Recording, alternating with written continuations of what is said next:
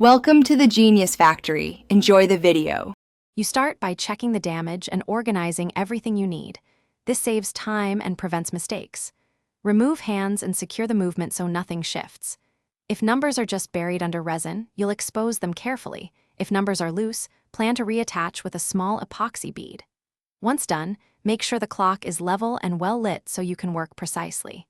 These initial choices determine whether you'll fill, glue, or repaint during the repair. You now focus on accessing the numerals without damaging them. Use a needle or scraper at a shallow angle to lift resin, work in small sections, and keep hands steady. Once exposed, clean sticky residue with 90% isopropyl on a swab, making sure liquid doesn't reach the movement. If numbers need reattachment, roughen contact points lightly with 400-800 grit sandpaper to promote bond. After cleaning, test fit parts so you can plan epoxy placement and any touch-up painting required. You perform the final reconstruction by gluing, filling, and finishing the surface. Apply tiny epoxy beads to reattach numbers, press gently, and align precisely. Let cure fully, usually 24 hours. For gaps, use clear resin or slow epoxy, fill in, level with a spreader, and pop bubbles with a torch or toothpick.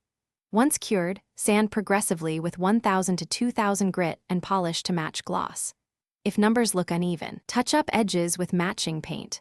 Troubleshooting tip: if resin fogs, polish with a plastic polish or recoat thin, clear resin layer. Thanks for watching. If you found this helpful, don't forget to like and subscribe.